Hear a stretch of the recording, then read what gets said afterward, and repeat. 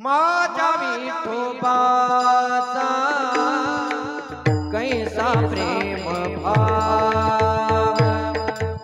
माझा विठोबाचा कैसा प्रेम भाव, माझा विठोबाचा कैसा प्रेम भाव, माझा विठोबाचा कैसा प्रेम भाव, माझा विठोबाचा कैसा प्रेम भाव, माझा विठोबाचा कैसा प्रेम भाव भाव, माझा विठोबाचा कैसा प्रेम भाव,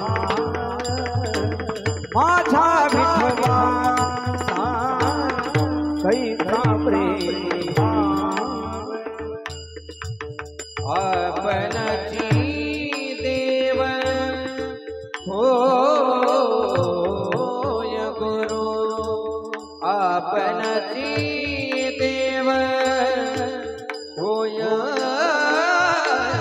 गुरु पडिये देव भाव पुरवे वासन पडिये देव भाव पुरवे वासना आपणची देव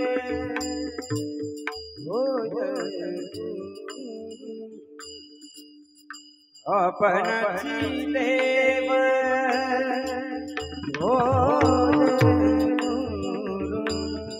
पडिये देह भाव पुरवे वासना पडिये देह भाव पुरवे वासना अंतिते अपना वासी न्यावे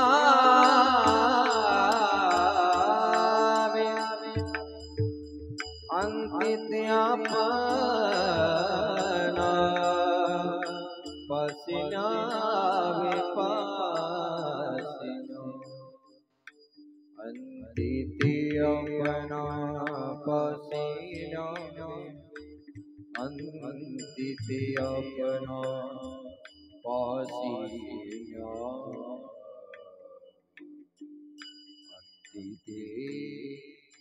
अंतिते अपना पासिया अंतिते अपना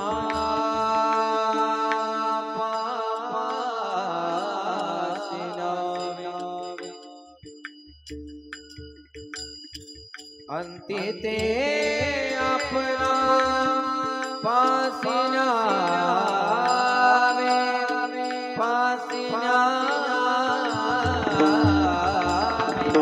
अंतिते अपना पासी न्यावे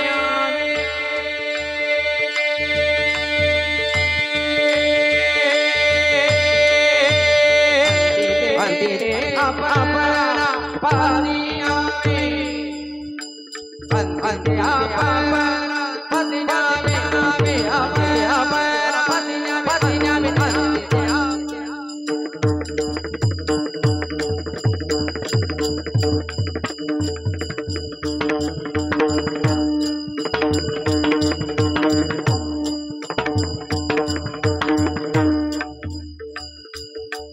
अंतिते अपना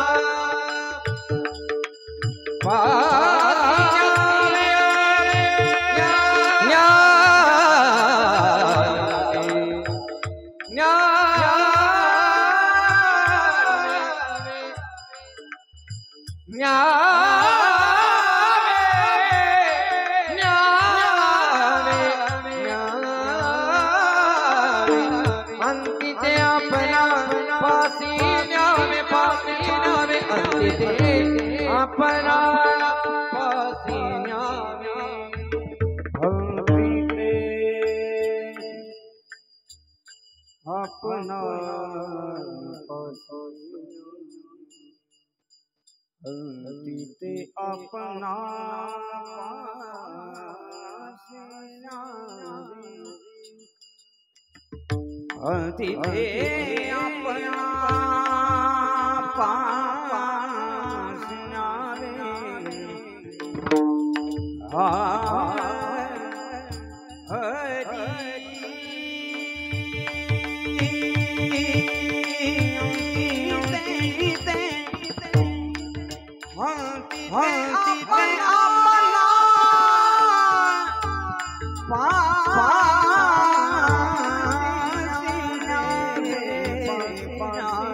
अंतिते अपना अंतिते अपना पासिना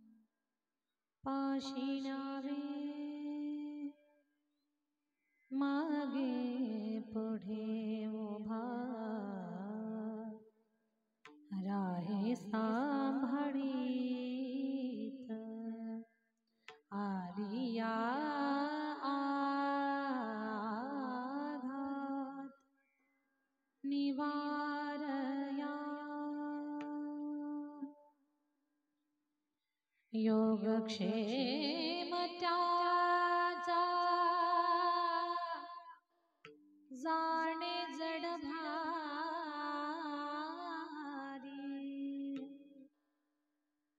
वाट दावी करी धरोनिया तुका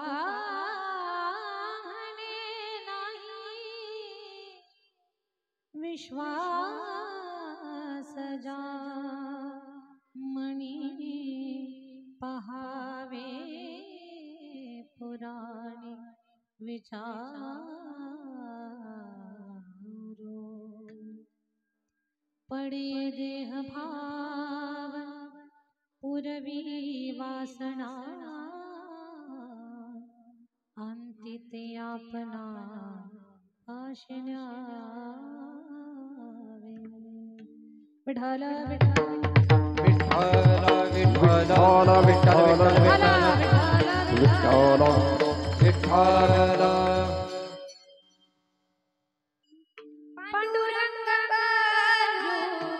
प्रथम नमन पांडुरंग करू प्रथम नमन पांडुरंग करू प्रथम नमन पांडुरंग करू प्रथम नमन पांडुरंग करू प्रथम नमन पांडुरंग करू प्रथम नमन पांडुरंग करू प्रथम नमन पांडुरंग करू प्रथम नमन दुसरे चरण संतांचिया दुसरे चरण संतांचिया गग साग गग साम मम मद दद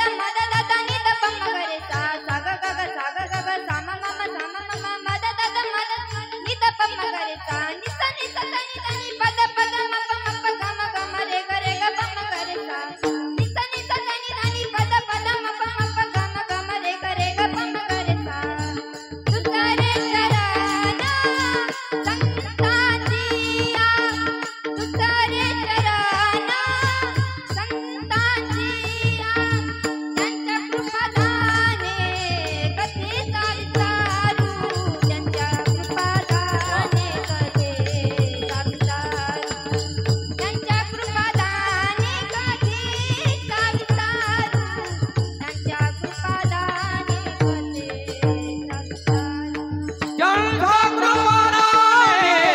कथेचा विचारू ज्यांच्या कृपादाने कथेचा विस्तार ज्यांच्या कृपादाने कथेचा विस्तार पांडुरंगा करू प्रथम नमन रे जनकथिया त्यांच्या पादाने कथेचा विचारू बाबाजी पांडुरंग करो प्रथम नमन दुसरे चरण संतांचिया ज्यांच्या कृपादाने कथेचा विस्तारू बाबाजी सद्गुरु दास तुका दास तुका दास तुका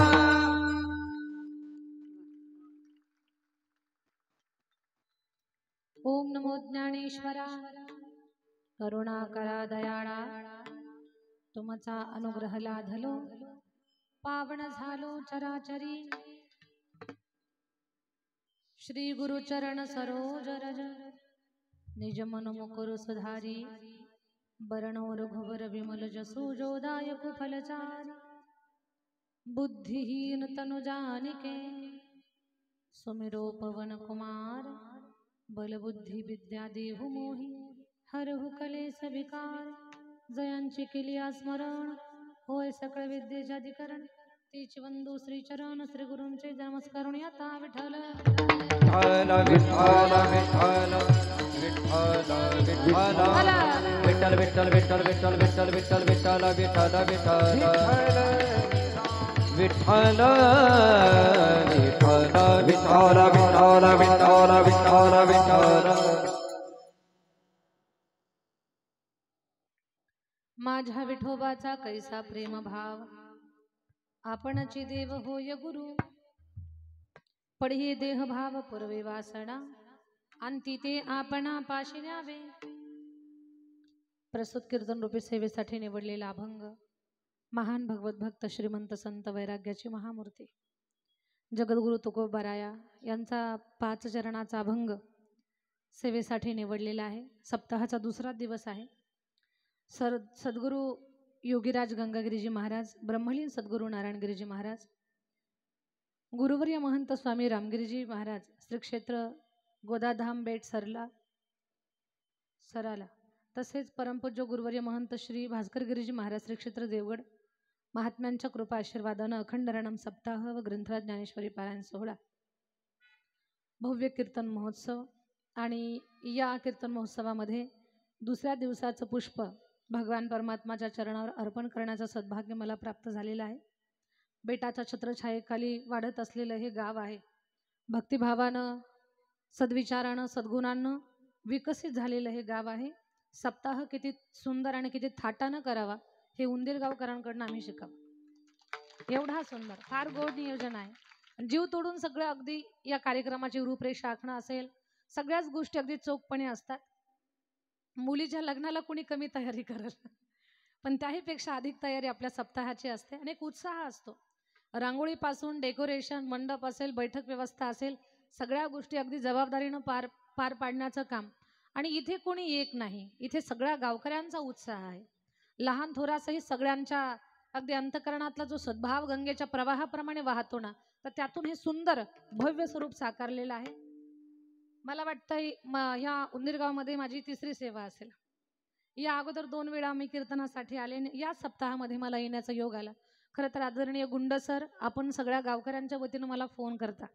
मी तुम्हा सर्वांचे मनापासून धन्यवाद व्यक्त करते. का एखादा वक्ता एखाद्या वर्ष पत्रिकेत ठीक आहे, दुसऱ्या वर्षी ठीक आहे, पण 3 वर्ष जर एका गावात आपल्याला, आणि तेही सलग, म्हणजे ब्रेक सुद्धा नाही मध्ये की एखादा वर्ष थांबू आणि परत पुढच्या वर्षी, तर तुम्ही सलग 3 वेळा मला कीर्तनासाठी इथे बोलावलं. मी सर्व गावकऱ्यांच्या मनापासून धन्यवाद व्यक्त करते. खूप अंतकरणातून तुम्हा सर्वांचे धन्यवाद. आणि खरं तर अगदी आदरणीय आमचे सांप्रदायिक बांधव, या कार्यक्रमाचे व्यासपीठ चालक माऊली महाराज गुंजाळ, माऊली बाबांनाही माझं वंदन आहे. सरळ स्वभाव आहे, सज्जन स्वभाव आहे. आणि याही वर्षी कीर्तनात थोडंसं मागे पुढे चेंज करायचं चाललं होतं. आमच्या माऊली बाबांनी तुमच्या सगळ्यांच्या वतीनं मला होकारही दिला होता, पण साखरे बाबांची अडचण न सुटल्या कारणानं पुन्हा मला माझ्या जागेवरती सेवेसाठी यावं लागलं. या सप्ताहामध्ये हे गायनाची गोड अशी साथ देणारे हे नवोदित रत्न सुंदर गायन आहे. आणि साधू संतांचा आशीर्वाद घेऊन अगदी अध्यात्मातली यांची यशस्वी वाटचाल चालू आहे. त्याच्यामध्ये संगीत विशारद हरिभक्तपरायण शुभम महाराज बनकर, आमच्या शुभम बाबांसाठी जरा जोरात टाळी वाजवा सगळ्यांनी. आणि गायनाचार्य गोड असा ज्यांचा कंठ आहे, ज्या गाण्यामध्ये एक रियाज आहे, भगवंताचा आशीर्वाद आहे, असे संगीत विशारद हरिभक्तपरायण नवनाथ महाराज गीते. नवनाथ महाराजांसाठी एकदा टाळी वाजवूयात आपण. मृदंगाची गोड अशी साथ देणारे मृदंग अलंकार, आम्ही ज्यांना आमचे छोटे भाऊ म्हणतो, असे आमचे अनिल महाराज. आमच्या अनिल बाबांसाठी एकदा टाळी झाली पाहिजे. ही माझी 3 भावंड वयानं लहान आहेत, पण त्यांच्या क्षेत्रामध्ये कर्तृत्वानं एवढी मोठी आहे की अगदी त्यांच्या त्या कलागुणांना आपण सलाम करावा. या 3घाही माझ्या भावंडांचं कौतुक. त्याचबरोबर हार्मोनियमची साथ देणारे हरिभक्तपरायण अशोक महाराज आहेत. सर्व वारकरी मस्तक हे पायावरी या वारकरी संतांच्या. आपल्या गावातले छोटे छोटे वारकरी आहेत. या छोट्या बाळगोपाळांचं कौतुक करावं तेवढं कमी आहे. आता आपल्या उंदीर गावला बाहेर गावावरनं टाळकरी बोलवायची काही चिंता नाही, तो प्रश्नच नाहीये. आपल्या या सगळ्या छोट्या छोट्या गोपाळांसाठी एकदा टाळी झाली पाहिजे. आणि आपल्या गावातली नारायणी 2 वर्ष झाले ती आपल्या संस्थेमध्ये तिनं प्रवेश केला आणि आता खूप चांगल्या पद्धतीनं ती गायन करते. खरं तर किती वर्षापासून तुम्ही चोपदाराची भूमिका बजावता? 3 वर्ष झाले, बरोबर का? त्याच्या अगोदरपासून बेटात होते पहिले, म्हणजे बेटात किती वर्षापासून होते? तरी किती? 10 वर्ष, 5 वर्ष, 15-16 वर्ष अगोदर बेटामध्ये सेवा होती. चोपदाराच्या भूमिकेमध्ये वाकचौरे महाराज. आणि पहा ना, काय भगवंताची कृपा म्हणावी लागेल. चोपदाराची भूमिका बजावणाऱ्या एका व्यक्तीची मुलगी जर कीर्तनात गायन करत असेल आणि कीर्तन करत असेल तर परमेश्वराने याच्यापेक्षा अजून कोणतं मोठं फळ द्यावं. खरं तर परिस्थिती असेल, या सगळ्या गोष्टीमध्ये बेटाचा आशीर्वाद खूप मोठी सेवा करणाऱ्यालाही लागतो. आणि बेटाचा आशीर्वाद एक सामान्य, म्हणजे चोपदाराची सेवा तर काही सामान्य नाहीये, पण सगळ्यांना आशीर्वाद या बेटाचा आहे.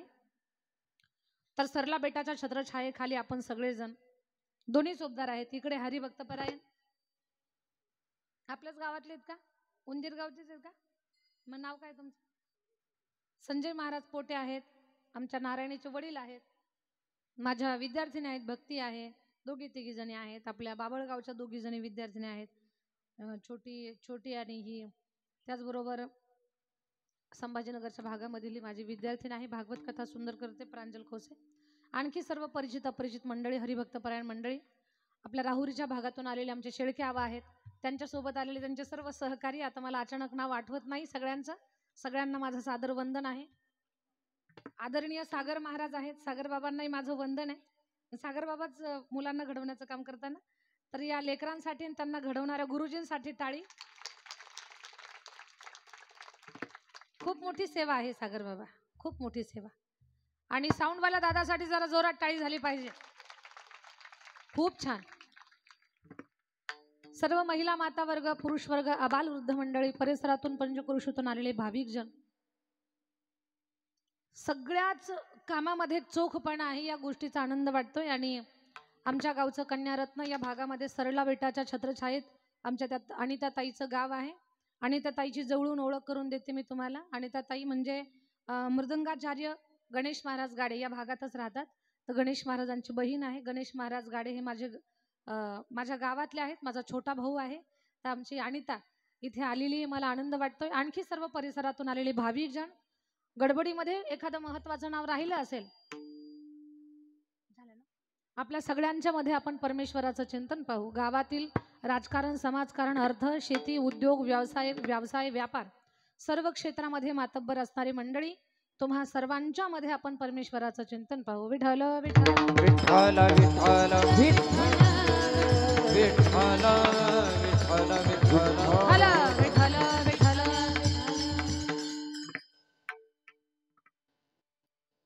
फार गोड अर्थाचा अभंग सेवेसाठी निवडला. या अभंगाचा अर्थ सांगते. माझ्या विठोबाचा कैसा प्रेम भाव, आपणची देव होय गुरु. भगवान आपल्या भक्तावरती एवढं प्रेम करतो की त्या प्रेमामध्ये भगवान स्वतःचा देव पण विसरतो. पडये देह भाव, भक्ताचं अंतकरण जाणतो तो.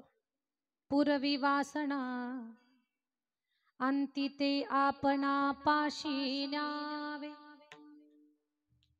भगवान आपल्या भक्ताला कधीच वाऱ्यावर सोडत नाही. मागे पुढे उभा राहे सांभाळीत, मागे पुढे उभा राहे सांभाळीत. आली या आघात निवारया. खरं पाहता एवढा सहज देवाचा संग घडावा, देवाचं सानिध्य प्राप्त व्हावं, देवानं भक्तावर भरभरून प्रेम करावं, भक्ताच्या मागे पुढे उभं राहावं. या गोष्टी जेवढ्या सहज बोलाव्यात तेवढ्या सहज नाही. 60-60 हजार वर्ष तपश्चर्या करून जो स्वप्नात सुद्धा येत नाही, तो देव भेटणं, त्याचं दर्शन होणं किती दुर्लभ आहे. योगक्षेम त्याचा, योग येणं कठीण आहे, त्याच्यामध्ये तो टिकणं कठीण आहे. योगक्षेम त्याचा जाणे जड भारी कठीण आहे, पण तरीही तो भक्ताच्या बाबतीत एवढा कोवळा आहे. वाट दावी करी धरोनिया. माझ्या बोलण्यावर विश्वास नसेल तुकोबाराय म्हणतात, तर एकच काम करा ना, एक नाही 18 पुराणांना जाऊन विचारा. तुका म्हणे नाही विश्वास ज्या म्हणे अगदी या 4 चरणात जो भाव मांडला त्याच्यावर जर तुमचा विश्वास नसेल तर पुराणांना जाऊन विचारा. पहावे पुराणे विचारोणे असा अभंगाचा अर्थ आहे. याच्यावर आपण विस्तार करण्याचा प्रयत्न करू. विठ्ठल विठ्ठल विठ्ठल विठ्ठल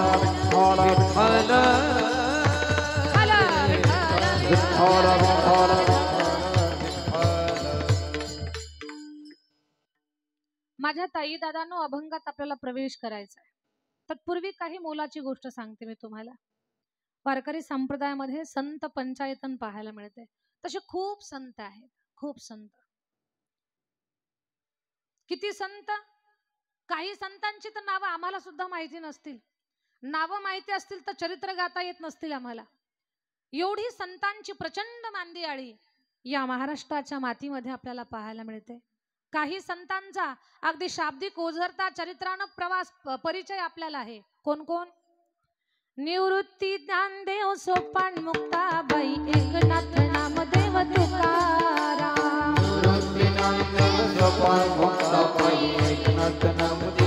सर्वांनी म्हणा. निवृत्ती ज्ञानदेव सोपान मुक्ताबाई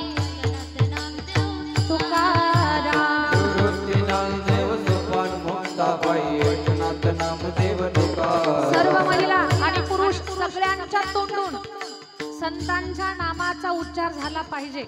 त्याच्या पाठीमागे कारण आहे.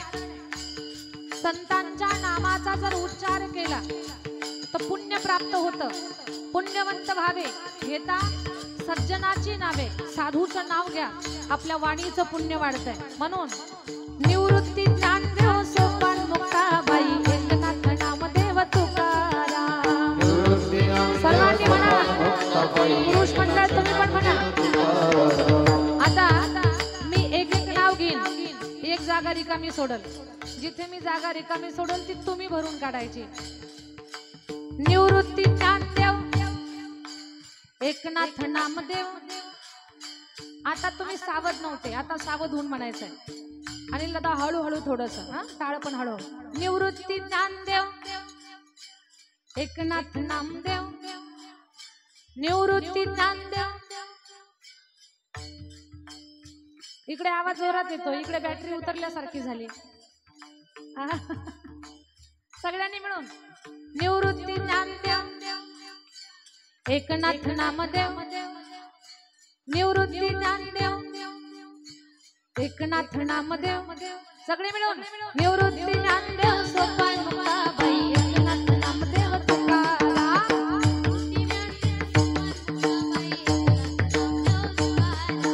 नामदेव जनाबाई सोपान काका मुक्ताबाई. नामदेव जनाबाई सोपान काका मुक्ताबाई. प्रेमानं म्हणायचं आपल्याला. भानुदास एकनाथ भानुदास एकनाथ भानुदास एकनाथ भानुदास एकनाथ भानुदास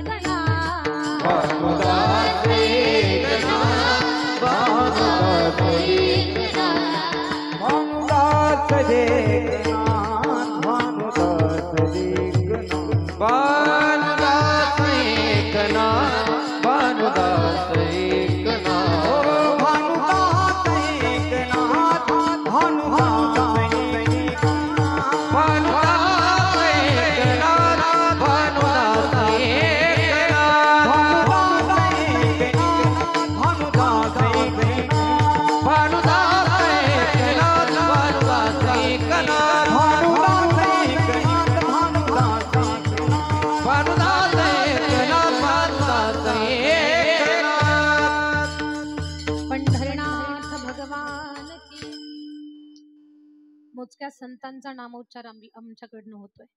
पण या सगळ्या संतांच्या मध्ये 5 संत हे संत पंचायतनमध्ये येतात. तसं देव 33 कोटी आहेत, पण 33 कोटी देवामध्ये 5 देव संत पंचायतनमध्ये आहेत.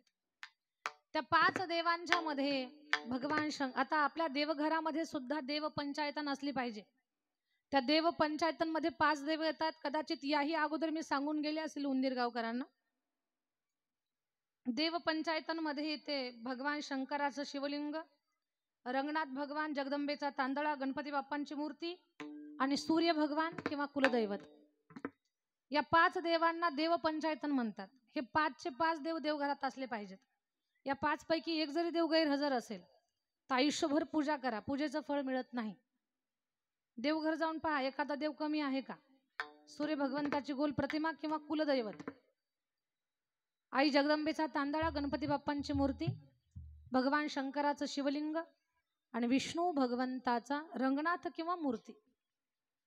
या 5 देवता देवघरात असाव्यात. त्याच्यात मध्ये एक फायद्याचं सांगते मी तुम्हाला.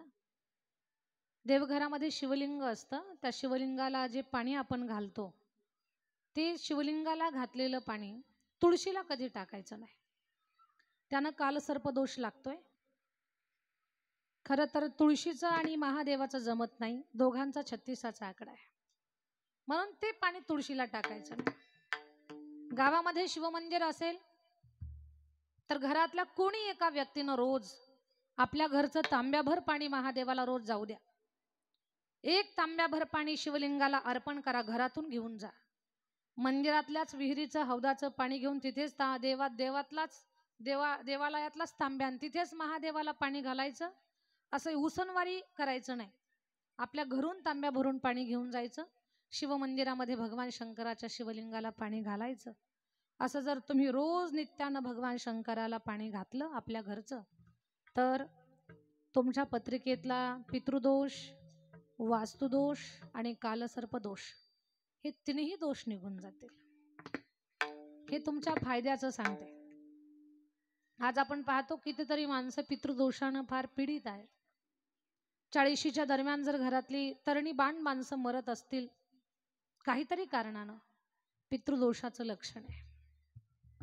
मध्यरात्रीला जाग येत असेल, तहान भूक लागत असेल, घसा कोरडा पडत असेल, पितृदोषाचं लक्षण आहे.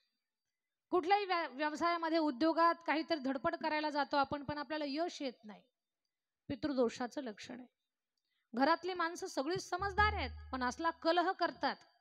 एखाद्या अज्ञानी लोकांच्या घरातली भांडणं बरी. एवढं जर भांडण घरामध्ये होत असेल तर ते पितृदोषाचं लक्षण आहे.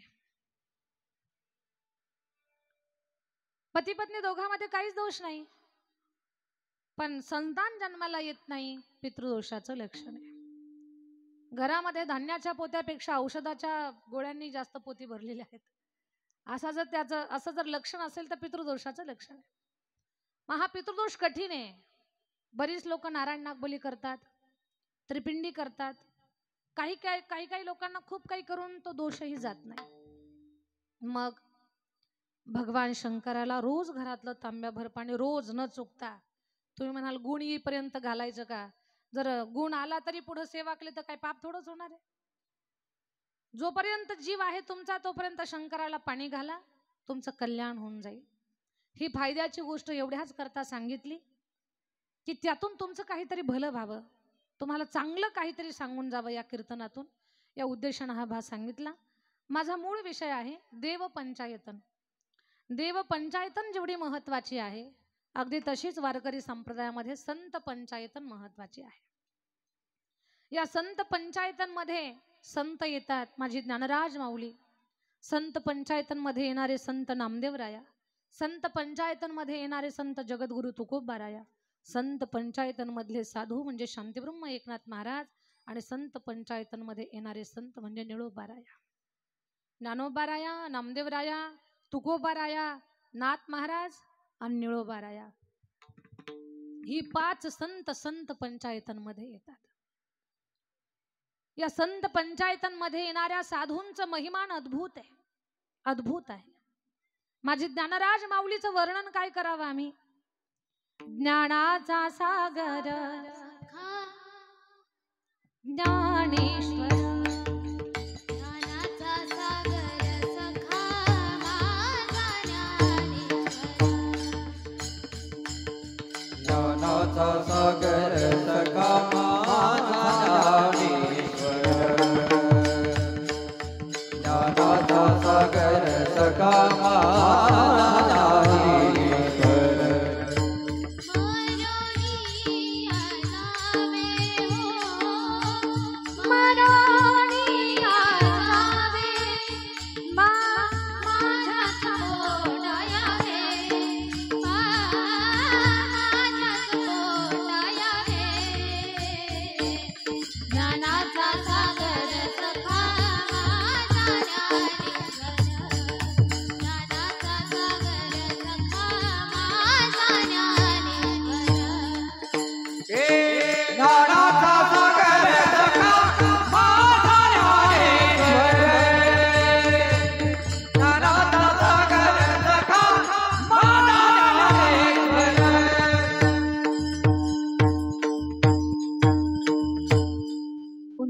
शेजारल्या माझ्या सर्व ताई दादांनो, माझं बोलणं कान देऊ नका. ज्ञानाचा सागर सखा माझा ज्ञानेश्वर, संत पंचायतांमध्ये असलेला प्रमुख संत माझे ज्ञानोबाराया, महान आहेत माझी माऊली. एक गोष्ट सांगते मी तुम्हाला. माऊली तीर्थयात्रेला निघाले बरं, आणि माऊली जेव्हा तीर्थयात्रेला चालले तेव्हा माऊली काशीमध्ये आले. काशीमध्ये आल्यानंतर काशीमध्ये विद्वानांची सभा भरली. खूप मोठ्या यज्ञाचं आयोजन होतं. त्या यज्ञामध्ये यज्ञाचं यजमानपद कुणाला द्यायचं चर्चा चालू झाली. आता काशीमध्ये काही विद्वानांची कमी आहे का हो?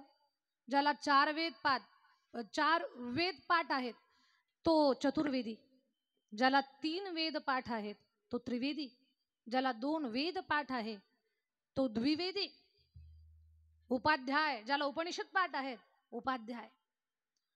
सगळ्यांची स्पर्धा लागली. आम्हाला पाहिजे यज्ञाचं यजमानपद, आम्हाला पाहिजे. जसं आपण म्हणतो काशीमध्ये विद्वानांची कमी नाही, आणि जसं की कोल्हापुरात पहिलवानांची कमी नाही. कोल्हापुरात पहिलवानांची कमी नाही, काशीमध्ये विद्वानांची कमी नाही. आम्हाला यज्ञाचं यजमानपद पाहिजे, याच्यासाठी प्रचंड गर्दी. वाद निर्माण झाला. शेवटी ठरवलं आपण एक काम करू, हत्तीच्या सोंडेमध्ये माळ देऊ. हत्ती ज्याच्या गळ्यात माळ घालेल तो यज्ञाचा मानकरी असणार. हत्ती हा सगळ्या प्राण्यामध्ये बुद्धिमान प्राणी आहे. उंदीरगाव, आपल्या गावावर जो देव बसलेला आहे कळतं ना तुम्हाला? आपल्या गावावर कोणता देव बसलेला आहे? गणपती बाप्पा. कशावर बसलेले आहेत? झोपल्या का काय? गणपती बाप्पा कशावर बसलेले आहेत? आपलं गाव खरंच छान आहे बरं. हे गाव प्रगती पथावर असणार आहे नेहमीच. तुम्ही म्हणाल सप्ताह खूप चांगला केला म्हणून का नाही? उंदीर शब्दाचा अर्थ आहे उद्योग. उंदीर शब्दाचा अर्थ आहे उद्योग, आणि उंदीर हा प्राणी सुद्धा सारखा उद्योगी आहे. काही ना काही करत राहतो. कुणाचे कपडे खाऊ दे तर कुणाच्या नोटा खाऊ दे, पण काम करण्याचं काम करतो. तो सारखा काम करत राहतो, शांत राहत नाही. उंदरानं कधी हातात जपाची माळ घेऊन बसलेला पाहिलाय का तुम्ही? नाही. उंदीर कधीच रिकामा राहू शकत नाही. तो रिकाम टेकडा नाहीच आहे. त्याला रिकामं राहायला आवडत नाही, सारखा उद्योगात असतो. उंदीर ज्याला उद्योग म्हणतात. आणि ज्या घरामध्ये गणपती बाप्पांची पूजा होत असते त्या घरातली माणसं सारखी उद्योगात असतात. आणि ज्या घरात उद्योग असतो त्या घराला लक्ष्मी कधीच कमी पडत नाही. तिथे लक्ष्मी सारखी राहत असते. उद्योगी माणसाच्या हातात सारखं चलन येत असतं. तर मी हे का सांगितलं तुम्हाला? तर आपल्या गावावर बसलेला आहे एक देव, त्या देवाचं नाव आहे गणपती बाप्पा. अष्टविनायका तुझा महिमा कसा, अष्टविनायका तुझा महिमा कसा, अष्टविनायका तुझा महिमा कसा, अष्टविनायका तुझा महिमा कसा. दर्शनाचा लाभ घ्यावा भक्तांनी असा, दर्शनाचा लाभ घ्यावा भक्तांनी असा. अष्टविनायका तुझा महिमा कसा, अष्टविनायका तुझा महिमा कसा, अष्टविनायका तुझा महिमा कसा, अष्टविनायका तुझा महिमा कसा. हो मोरया मोरया मंगलमूर्ती मोरया, मोरया मोरया मंगलमूर्ती मोरया, मोरया मोरया मंगलमूर्ती मोरया, मोरया मोरया मंगलमूर्ती मोरया, मोरया मोरया मंगलमूर्ती मोरया, मोरया मोरया मंगलमूर्ती मोरया, मोरया मोरया मंगलमूर्ती मोरया. मोरया मोरया मंगलमूर्ती मोरया. गणपती बाप्पा मंगलमूर्ती. हातून घ्या ना. गणपती बाप्पा मंगलमूर्ती. जोरात म्हणा. गणपती बाप्पा मंगलमूर्ती, गणपती बाप्पा मंगलमूर्ती.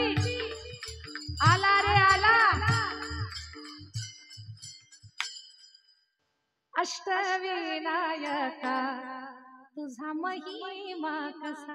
या देवाचा महिमा वाढला कशानं? हत्तीचं मस्तक जोडल्यापासून. भगवान भोलेनाथ मस्तक तोडता येतं, त्याला जोडताही येतं. बर तोडलेलंच मस्तक जोडता आलं असतं, पण हत्तीचंच मस्तक का बसवलं? तर सर्व प्राण्यामध्ये बुद्धिमान प्राणी हत्ती आहे. पूर्वी जर एखाद्या राजगादीवरचा राजा अचानक जर त्याचा मृत्यू झाला तर दुसरा कोणीतरी बसवल्याशिवाय पहिल्या राजाच्या देहावर अग्निसंस्कार करता येत नाही. मग तात्काळ कुणाला गादीवर बसवायचं, नियोजन करायला, प्लॅनिंग करायला वेळ नाही. हत्तीच्या सोंडेत द्या माळ. हत्ती ज्याच्या गळ्यात माळ घालेल तो राजगादीवर बसणार.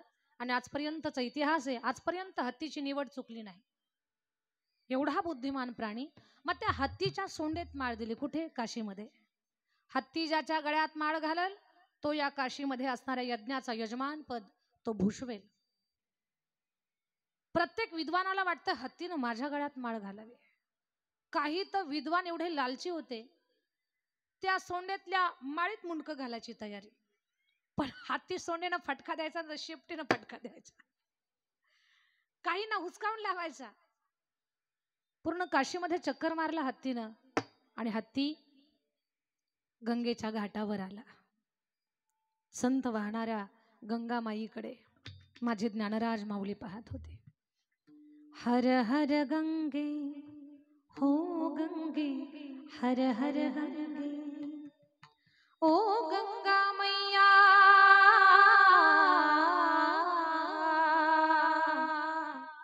हर हर गंगे गंगा मैया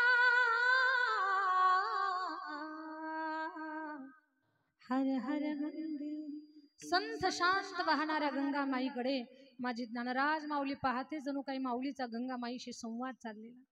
हत्ती आला आणि निरागस भाव चेहऱ्यावर असणाऱ्या त्या ज्ञानराजाच्या गळ्यामध्ये हत्तीनं माळ घातली. माझ्या माऊलीनं हत्तीनं माऊलींच्या गळ्यामध्ये माळ घातली. सगळ्या विद्वानांना प्रश्न पडला, हा 16 वर्षाचा पोरगा एवढ्या मोठ्या यज्ञाचा मानकरी कसा असणार? अरे आम्हाला 4 वेद, कुणाला 3 वेद, कुणाला 6 शास्त्र, 18 पुराण मुखोद्गत आहेत आणि हे पाठ करण्यासाठी आमचं एवढं वय गेलंय. हा पोर लहान आहे, हा कसा यज्ञाचा यजमान असणार? सगळ्यांनी प्रश्न उभा केला. खरंच हा मुलगा जर यज्ञाचा मानकरी असेल आणि त्याच्यामध्ये जर ते सामर्थ्य असेल तर या युवानानं, या तरुणानं, या बालकानं विश्वनाथाच्या समोरच्या नंदीला नैवेद्य खाऊ घालून दाखवावा. नंदी आपल्या हातानं गाय सुद्धा लवकर भाकर खात नाही. आपण गाईला देत नाही, नंदी तर लांबच राहिला. नंदीला, दगडी नंदीला जो नैवेद्य खाऊ घालेल ना, खरंच हा मुलगा या यज्ञाचा मानकरी असणार. माऊलींनी विश्वनाथाला प्रार्थना केली, बाबा आता इथे आमचा नाही तुमच्या सुद्धा परंपरेचा प्रश्न आहे. म्हणजे कसं काय? विश्वनाथ बोलले, आमच्या परंपरेचा काय प्रश्न आहे? म्हणे विसरू नका, विश्वनाथा आदिनाथ गुरु, सकळ सिद्धांचा मच्छिंद्र तयाचा मुख्य शिष्य. मच्छिंद्राने बोध गोरक्षाशी केला आणि गोरक्ष वळला गहिनी प्रती गहिनी प्रसादे निवृत्ती दातार आणि ज्ञानदेवा सार जोजविले. तुमची परंपरा आमच्यापर्यंत आली आहे. आता या परंपरेची लाज राखायची का नाही ती तुमच्या हातात आहे. मालकापुढे काय चाकराची बशात की काय ऐकणार नाही म्हणून विश्वनाथानं सांगितलं, नंदीजी तुम्हाला जे नैवेद्य खाऊ घालणार आहेत ते सामान्य नाहीये. स्वतःचं भाग्य समजा की आमच्या हृदयामध्ये ज्यांचं स्थान आहे ते तुमच्या मुखामध्ये घास घालतायत. कारण महाविष्णूचा अवतार सखा माझा ज्ञानेश्वर. भाग्यवान समजलं नंदी महाराजांनी स्वतःला.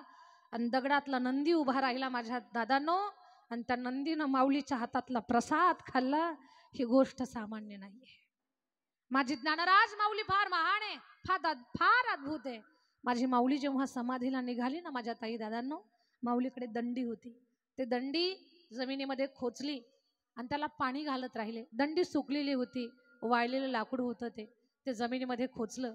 त्याला फक्त पाणी घालत राहिले, पाणी घालतच राहिले. कालांतरानं त्या सुकलेल्या दंडीला पालवी फुटली, त्याचा डेरदार वृक्ष झाला. तो आताच आळंदीतला अजान वृक्ष आहे. माझी माऊली सामान्य समजू नका. संत पंचायतांमध्ये ज्या माझ्या ज्ञानराजाचं स्थान हे मोलाचं आहे, ते माझी माऊली अद्भुत आहे. त्यांच्या चरित्रातले प्रसंग गोड आहेत, अंतःकरणाला हेलकावे देणारे आहेत आणि विशेष म्हणजे भक्तीचा पाझर फोडणारे आहेत. ज्ञानराज माझी योग्याची माऊली, ज्ञानराज माझी योग्याची माऊली, ज्ञानराज माझी योग्याची माऊली, ज्ञानराज माझी योग्याची माऊली. जेने निगमवल्ली प्रकट केली, जेने निगमवल्ली प्रकट केली, ज्ञानराज माझी योग्याची माऊली, ज्ञानराज माझी योग्याची माऊली. ज्ञानराज माझी योग्याची माऊली, जेने निगमवल्ली प्रकट केली, जेने निगमवल्ली प्रकट केली, ज्ञानराज माझी योग्याची माऊली, जेने निगमवल्ली प्रकट केली, जेने निगमवल्ली प्रकट केली.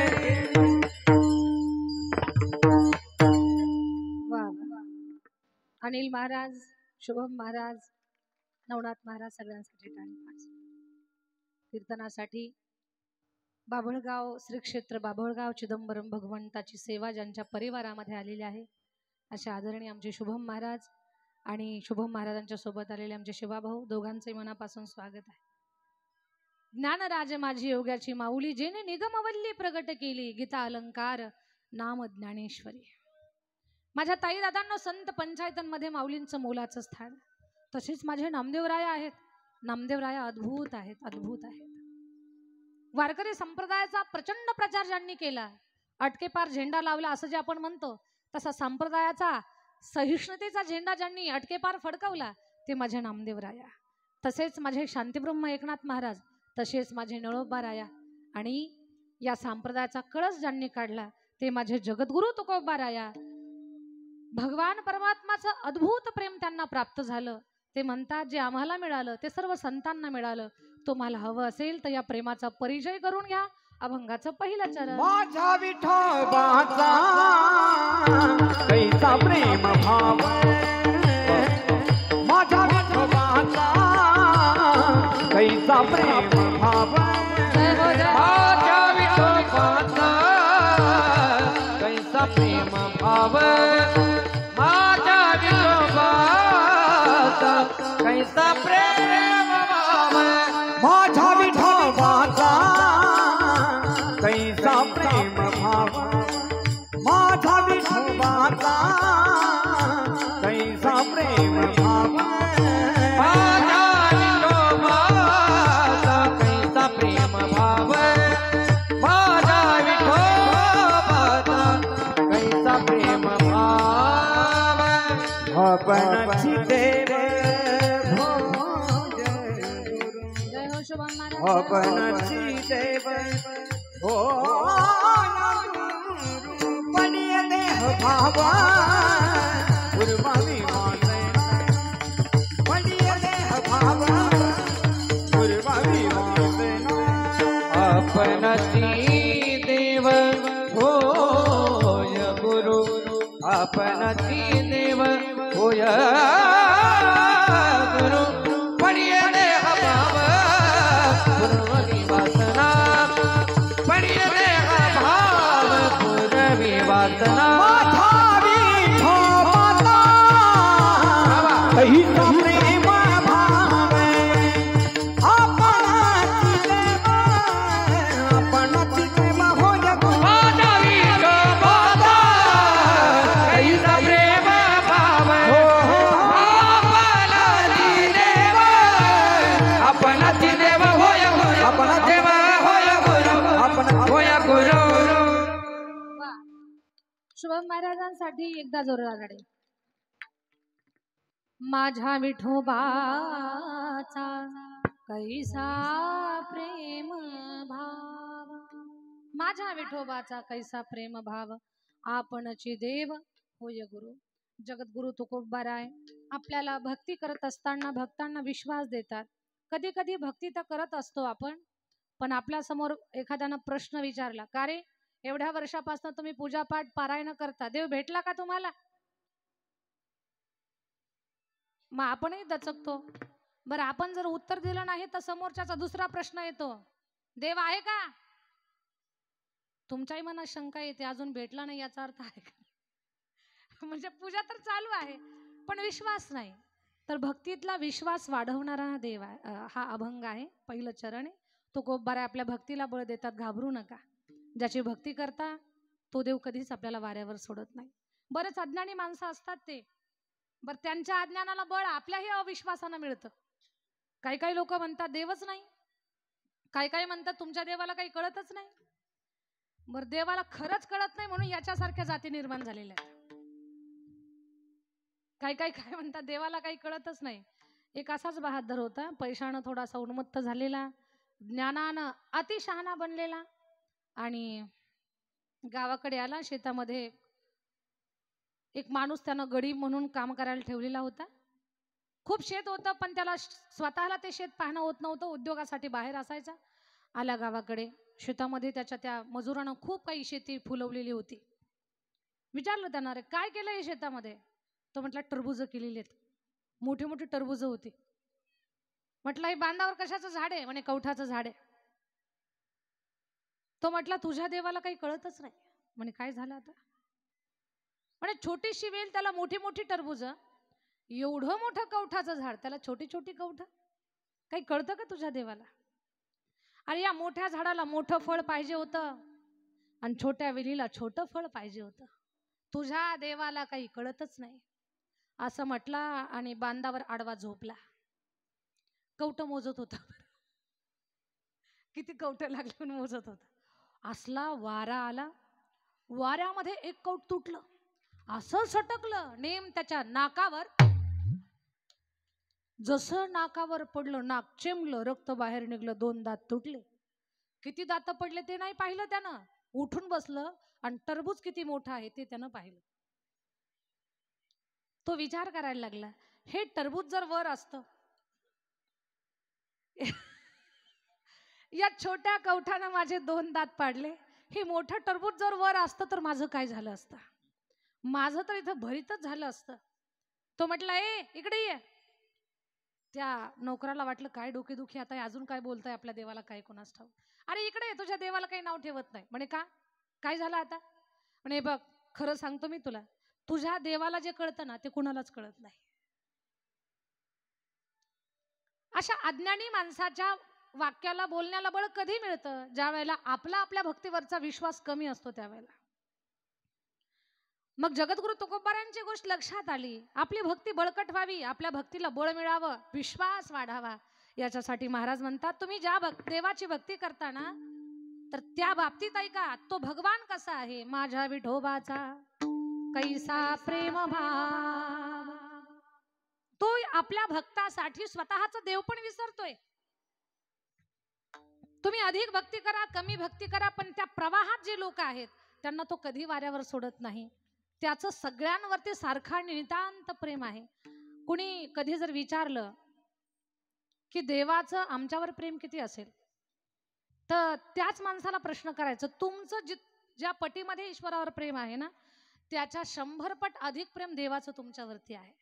म्हणजे भगवान परमात्माला आपल्यावरती किती प्रेम करायला प्रवृत्त करायचं या गोष्टी आपल्या हातामध्ये आहेत. तुकोबाराय विश्वासानं सांगतात, सद्भावनेनं सांगतात, त्यांच्या शब्दाला बळ आहे, बळकटी आहे. माझ्या विठोबाचा, खरं तर माझ्या शब्दामध्येच खूप काही दडलेलं आहे. देवाला माझं म्हणण्यासाठी सुद्धा मन मोठं असावं लागतं, तेवढा अधिकार भाव निर्माण होण्यासाठी भक्तीतलं समर्पण असावं लागतं. नाही तर उगीच कोरडं म्हणून चालणार नाही. विठ्ठल माझा माझा माझा माझा माझा, विठ्ठल माझा मी विठ्ठलाचा. कुठं गोपाळपुऱ्यापासून जी बारी चालू झाली आषाढी एकादशीला लाईनला लागले विठ्ठल माझा माझा. कुठे घुसायला जागा आहे का पाहत. विठ्ठल माझा माझा तर चालू आहे, मध्ये शिरायला जागा पाहतय. लोकांनी कोपरा मारला की मागे सरकतय विठ्ठल माझा माझा माझा माझा. आलं गरुड खांबाला, गळा भेट घेतली. आता देवाच्या दानपेटीत काहीतरी टाकावं. विठ्ठल माझा विठ्ठल माझा 100ची निघली, खिशात ठेवले. मी विठ्ठलाचा, दुसऱ्या खिशात हात. विठ्ठल माझा, हा 10ची निघली. मी विठ्ठलाचा. माझा म्हणण्यासाठी खूप लागतं माझ्या दादांनो, ते एवढं सोपं नाहीये. 65 लाखाची जहागिरी जगाला वाटली आहे. कोणी? गुंजाळ बाबा. कधी कधी लोक आपल्याला म्हणतात 65 लाखाची जहागिरी जगद्गुरु तुकोबारायांनी जगाला वाटली, तुम्ही पाकिटांच्या बोल्या का करता म्हणतात लोक आपल्याला. त्याचं उत्तर माझ्याकडे आहे. आता मी पाकिटाची बोली करतो, ठरवल्याशिवाय जात नाही कुठं. खरं तर माझ्या पाठीमागे संस्थांची जबाबदारी आहे, माझा भाग वेगळा आहे. पण तरीही आता महाराज मंडळी बोलून जातात का, तर तुकोबारायांनी 350 वर्षापूर्वी लोकांना जी 65 लाखाची जहागिरी वाटली ना, ती आता महाराष्ट्रातली सगळी महाराज मंडळी व्याजासहित वसूल करण्यासाठी फिरतात. बऱ्याच जणांना कळालं, काहींना अजून काहीच नाही कळालं. घरी गेल्यानंतर विचार करा, म्हणजे खाल्लेलं पचल. विठ्ठल विठ्ठल विठ्ठल विठ्ठल विठ्ठल.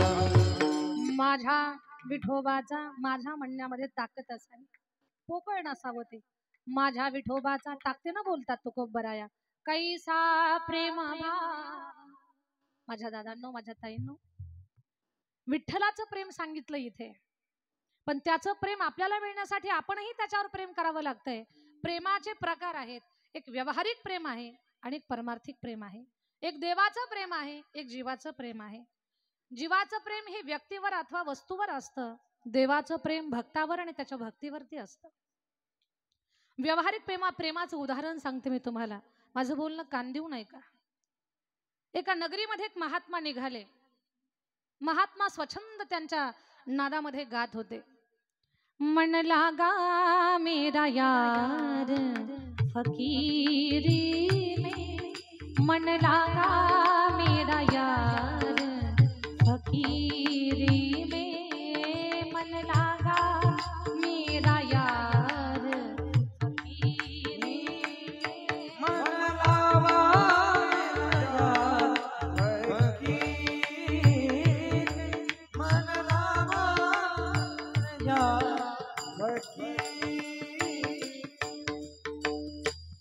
जो सुख पाया राम भजन में, जो सुख पाया राम भजन में, ओ सुख नहीं अमीरी में. मन लगा मेरा यार फकीरी में, मन लगा मेरा यार फकीरी में. मन लागा मेरा यार फकीरी, मन लागा मेरा यार फकीरी.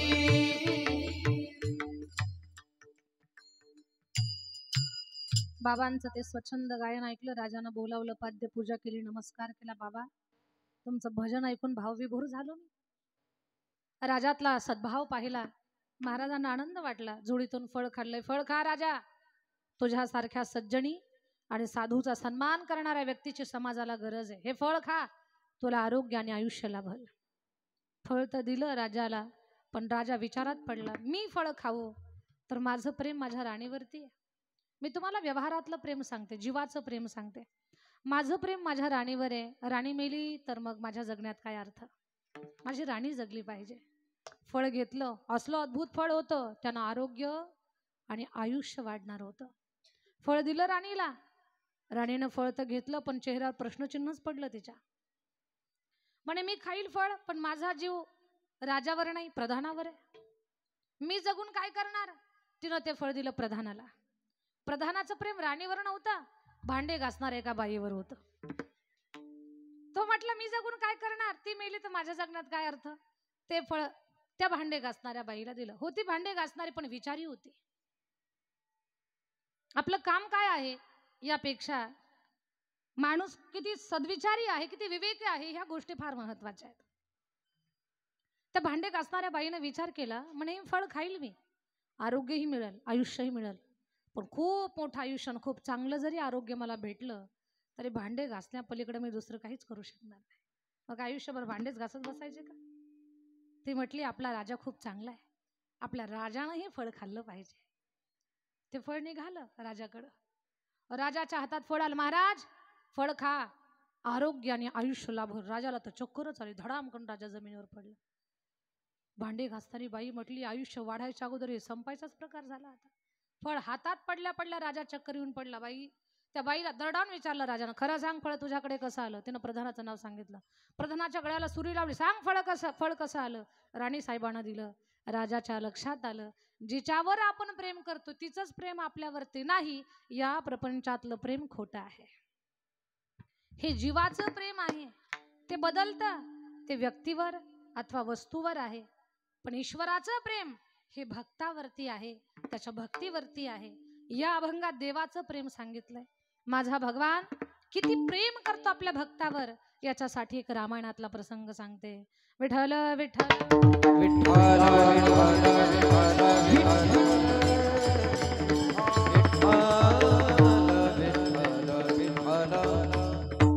प्रसंग रामायणातला ऐकायचा आहे, त्याच्या अगोदर भजन करू.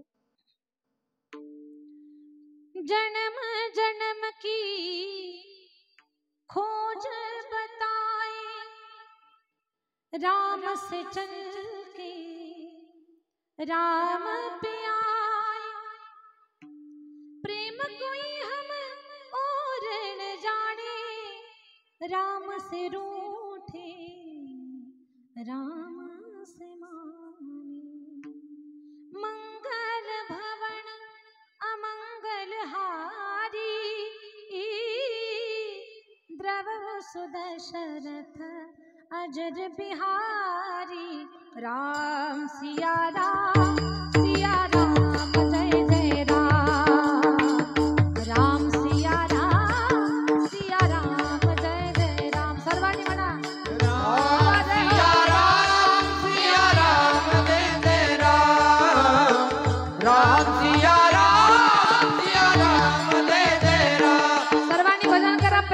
टाळी हात उंच घेऊन. राजा राम राम राम सीता राम राम राम, राजा राम राम राम सीता राम राम राम, सीता राम राम राम, राजा राम राम राम, सीता राम राम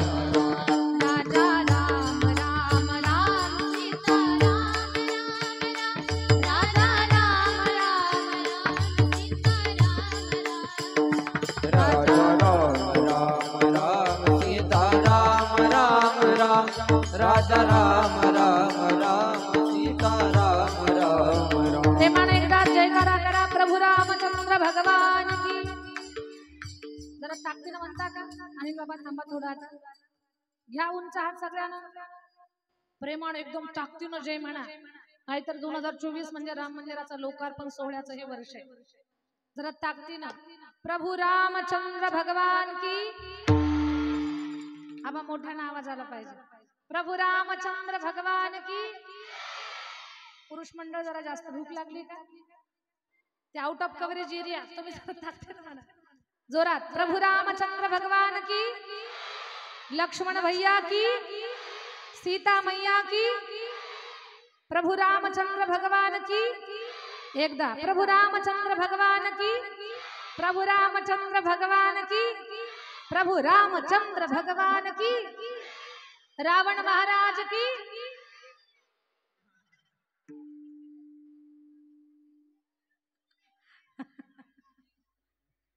जन्म जन्म की खोज बताए, राम से चल के राम पे आए, राजा राम राम राम सीता राम राम राम, राजा राम राम राम सीता राम राम राम। मर्यादा पुरुषोत्तम राघवेंद्र सरकार वनवासाला निघाले. जाताना सोबत माई सीता, भाऊ लक्ष्मण चित्रकूट पर्वतावरती राहतात. जेव्हा लक्ष्मणजीला कळालं आपल्या आईमुळे आपल्या दादाला वनवासाची वेळ आली, डोक्यावरचं पितृछत्र हरवलं. भरतजीला राग आला. भरतजी म्हणतात, आई तुला आई म्हणायची लाज वाटते का? मला असं वाटतंय धारदार शस्त्रानं तुझं मस्तक कापून घ्यावं मा, पण माझा दादा मला माफ करणार नाही. निघालो मी. दादा वनवासाला जाताना माई कौशल्येला जो त्रास झाला नाही तो त्रास तुला झाला पाहिजे. वडाच्या झाडाचा चीक भरतजीनं केसांना गुंडा लावला, जटा बनवल्या. झाडाची साल अंगावर चढवताना रामरायाचा ते पाहून माई कौशल्येला किती दुःख झालं असेल. वडाच्या झाडाची साल भरतजीनं अंगाला लपेटून घेतले. निघाले भरतजी. भरतजी येत आहेत हे राम भगवंताला कळालं. माझ्या देवाचं प्रेम सांगते मी तुम्हाला. ज्या वाटेवरून भरतजी येणार होते, देवानं वनदेवीला प्रार्थना केली, हे वनदेवी प्रगट हो. वनदेवी म्हणते, देवा का बोलावता मला? काय सेवा करू? कुठली फळं आणून देऊ? फळं नको मा. गंगेच्या तटावरनं चित्रकूटापर्यंत ज्या वाटेनं मी प्रवास केला ना, त्या वाटेवरचे काटे वेचून घे. जरा लक्ष देऊन ऐका तर कानांचं समाधान होईल. आई त्या वाटेवरले काटे वेचून घे. वनदेवी म्हणते, देवा पुढे हे वनवासाला घाबरलात की काय? वापस जायचा विचार आहे की का? का काटे वेचायचे? खूप त्रास होतोय का काट्यांचा? नाही मा, काट्यांचा त्रास होतो असं पण नाही आणि वापस जायचंय असं देखील नाही. मग का देवा, का काटे वेचायला लावतात? आई काटे एवढ्याच कारणासाठी वेच की त्या वाटेवरनं माझा भरत माझ्या भेटीला येतोय. वनदेवी म्हणते, हसली वनदेवी, देवा सुकुमार आहात तुम्ही. कमळाच्या कोमल पाकळीचा जो रंग आहे तो तुमच्या पायाच्या तळव्याचा रंग आहे. कमळाच्या पाकळीहूनही कोमल तुमचे चरण आहेत. तुम्ही काटे सहन केले, तुमचा भरत तुमच्यापेक्षा कोमल झाला का? क्षत्रियाची मुलं आहात तुम्ही, तलवारीचे घाव सहन करता, काटे सहन होणार नाहीत तुमच्या भरताला? मा, माझ्या भरताच्या पायात काटा नाही टोचला पाहिजे, हा भगवंताचा प्रेमभाव आहे. बरं, माझ्या विठोबाचा कैसा प्रेमभाव, माझ्या भरताच्या पायात काटा नको टोचायला मा. पण देवा का एवढा कोवळा आहे का तुमचा भरत? का त्याला काटा टोचू नये? देवानं एवढं प्रेम आपल्या भक्तावर का करतात? तर त्याचं पुढचं कारण याच प्रसंगामध्ये आहे. आई माझा भरत तलवारीचे घाव सहन करेल. आम्ही क्षत्रियाच्या पोटी जन्माला आलेलो आहोत. आम्हाला वारांची काट्याची याची भीती वाटत नाहीये. भरताला काटा टोचल याही काळजीमध्ये मी नाहीये, पण त्याला टोचू नये या प्रयत्नामध्ये आहे. का? त्याचं एकच कारण आहे मा, माझ्या भरताला जर काटा टोचला ना तर तो खूप रडल. एवढ्याच कारणासाठी रडल की माझ्या दादांना या काट्यांनी किती वेदना झाल्या असतील. म्हणून तू त्या वाटेवरले काटे वेचून घे. याच्यातून भक्ताचं आणि देवाचं दोघांचंही प्रेम लक्षात येतंय. माझ्या विठोबाचा कैसा प्रेम भाव, कैसा तर दृष्टांतामध्ये सांगितला ऐसा. माझ्या विठोबाचा कैसा प्रेम भाव. आणि भगवान भक्तावरती प्रेम करत असताना स्वतःचा देव पण विसरतात. अर्जुनाच्या बाबतीमध्ये भगवान फार कोमल आहेत, फार हळवे झालेले आहेत. आईपेक्षा त्यांचं अंतकरण मृदू आहे. अर्जुनाच्या बाबतीमध्ये स्वतःचा देव पण विसरले. आपणची देव होय गुरु. भगवान स्वतःचा देव पण विसरला. अर्जुनाला भगवद्गीतेचं ज्ञान देऊन देव गुरुस्थानी गेला. बरं, भगवान एवढ्यावर थांबत नाही. भक्ताचं अंतकरण वाचतो. अभंगाचं दुसरं चरण. माझ्या पडे देह भाव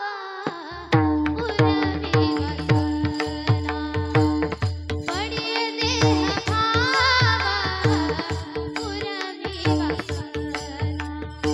बळी देह भाव पुरवी वासना बळी देह भाव पुरवी वासना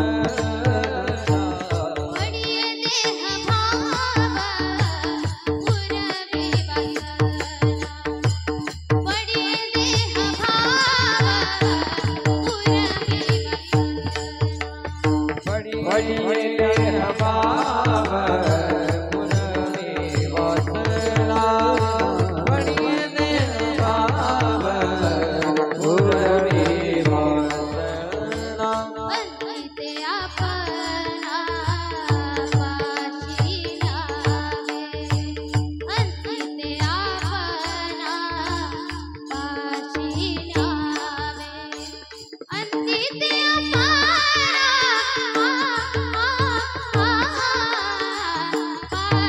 पाशी लावे जय हो अंतिते जय हो नारायणी जय हो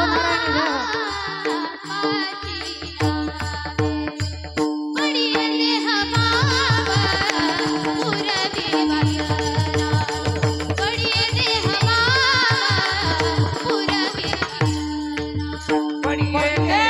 भाव पुरवी वासना बळी देह भाव पुरवी वासना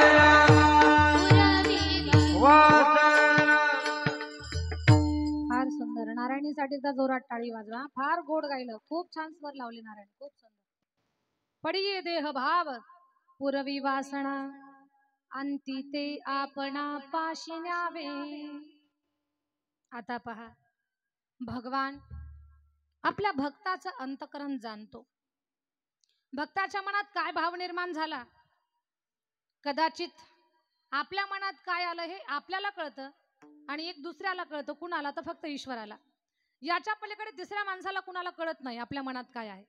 तर आपलं अंतकरण जाणण्याचं काम भगवान परमात्मा करतो. ऐकताय ना? झोपल्या का काय? हा म्हणा ना. नाही. लक्ष द्या. आता भगवान भक्ताचं मन कसं जाणतो. उदाहरण सांगते मी तुम्हाला. गोड प्रसंग आहे रामायणातला. फक्त लक्ष देऊन ऐकायचं. मर्यादा पुरुषोत्तम राघवेंद्र सरकारानं रावण मारला. रामरायाचा विजय झाला. सगळ्या अयोध्येमध्ये आनंद आहे. श्रीराम जय राम जय जय राम श्रीराम जय राम जय जय राम.